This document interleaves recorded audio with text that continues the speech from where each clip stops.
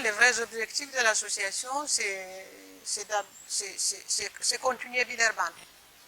Vraiment, moi, je tiens beaucoup à Villeurbanne. Je tiens beaucoup à Lyon. J'ai grandi pratiquement à Lyon. C'est vraiment... et j'aime beaucoup en plus. Ah, je suis bien là-bas, je suis bien.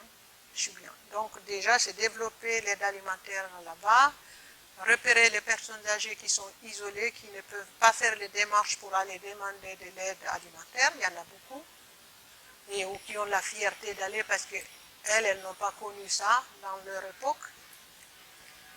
Et puis également, c'est surtout développer aussi les vivre ensemble. Les vivre ensemble, c'est important. Voilà, c'est ce que j'ai dit toujours. J'ai dit les humains, on est tous la même famille, hein, en fait. C'est ça, on est tous la même famille.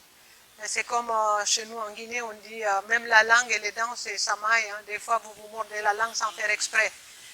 Donc ça peut arriver qu'il y a des malentendus, tout ça, mais il faut dépasser tout ça, puisque nous sommes obligés de vivre ensemble. Alors, il vaut mieux le faire comme il faut au lieu de se... Pourquoi le Sénégal? Parce que le Sénégal, c'est un pays aussi que j'aime beaucoup. Mes parents sont ici, enfin, ils sont décédés, mais ils étaient ici. Donc, j'ai grandi avec ma grand-mère en Guinée. Et c'est un pays que j'ai toujours vu. Tous mes frères et sœurs sont nés ici. Et c'est un pays qui est calme. Voilà, qui est calme. Après, les Sénégalais sont un peu, tu vois, mais bon, mais ils sont gentils. Ils sont, voilà. C'est vraiment... il y a la paix. Il y a la paix. Il y a la paix. Alors, nous avons investi d'abord à Koupantoum. À Koupantoum, c'est dans la région de Tambacounda. C'est 100 km de Tambacounda. Là-bas, nous avons creusé un puits. Nous avons creusé un puits de 35 mètres de profondeur. Nous avons soigné des enfants. À l'époque, tout au début, nous avions, parce qu'auprès du quartier où mes parents habitent, il y a beaucoup de personnes âgées, très démunies, pareil. Comme je vous disais au début, la personne âgée, pour moi, c'est au centre de tout, quoi. Donc je disais, ben, avec les amis tous, on pouvait donner un petit kilo de riz, mais acheter sur place, vous voyez. Leur donner, faire un peu comme on fait en France, mais en petit, parce que là, c'est pas les mêmes... voilà, c'est pas le même but, quoi. Et donc, nous avons réalisé ça une année. C'est en réalisant, en donnant 2-3 kilos de riz aux personnes âgées proches. C'est là que l'idée de créer le puits est venue. Parce que les dames, elles disaient, oui, mais on sait bien, on a eu 3 kilos de riz, mais maintenant, ce qui nous manque, c'est de l'eau. À l'époque, il n'y avait pas de forage, quoi. Après Koupantoum, c'est Mbourok. Mbourok, voilà. Mbourok. À Mbourok, nous sommes en construction d'un poste de santé à Mbourok. Construction de poste de santé, et puis en premier temps, en deuxième temps, c'est construire quelques logements pour accueillir des futurs bénévoles dans le monde soignant, quoi. Ou des élèves infirmiers, sages-femmes, aides-soignantes, tout ça, pour partager un peu des expériences, quoi. C'est ça. Alors, en ce qui concerne le Covid, déjà en France, c'est vrai que le premier confinement, ça a été très chaud, mais nous avons ouvert, hein. Nous avons ouvert les Amis de tous. On n'était pas nombreux parce que beaucoup de bénévoles sont âgés, donc ils étaient obligés de rester confinés à la maison. Donc il y a eu quelques bénévoles et moi qui avons continué les actions. Donc je me rappelle, c'est vrai que là, ça a été, en France, ça a été très très très chaud. Je me souviens, on partait à 8 h du matin, on ne rentrait pas avant 20 h, 22 h. Parce qu'on allait livrer des nourritures chez les gens, quoi, en fait. Chez des gens, parce qu'ils ne pouvaient pas se déplacer. Et du coup, nous, on livrait parce qu'on a un véhicule qui est réfrigéré, qui a été financé par les petits frères des pauvres et par la mairie de Villeurbanne.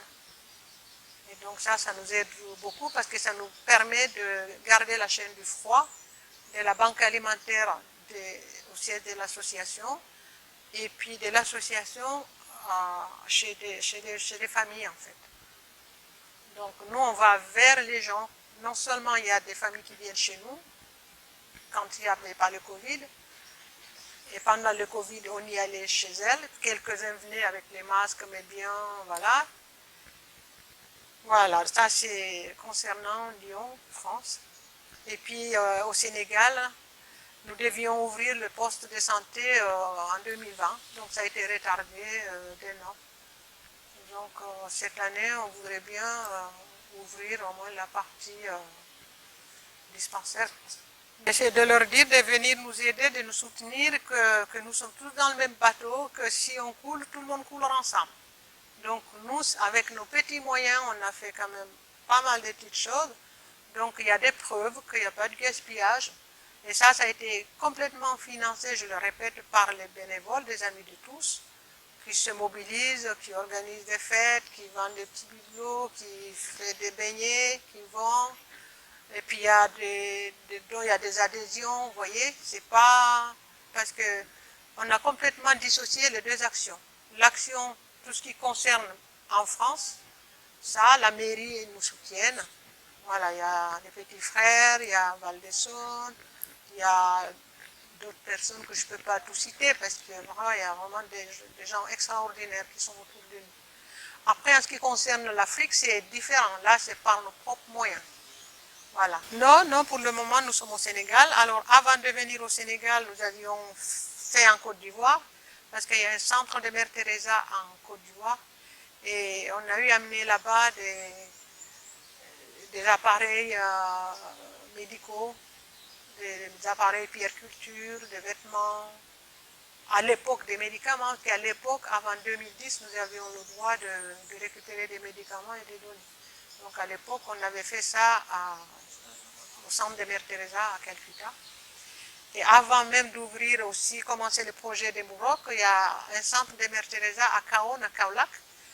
Et à chaque fois que nous venions, on ramenait aussi des choses là-bas.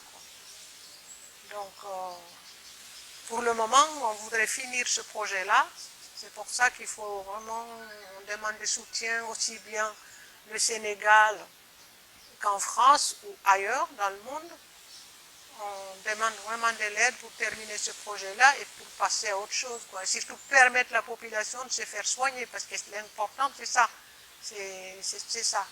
Parce que l'accès aux soins, c'est pas du luxe, c'est une nécessité, c'est l'un des besoins fondamentaux de l'être humain. Voilà, quand on est malade, on doit être soigné. Quand on a faim, il faut manger. Quand on a soif, il faut boire. Ça, ce sont les besoins fondamentaux qui est valable pour tous les êtres humains. Voilà.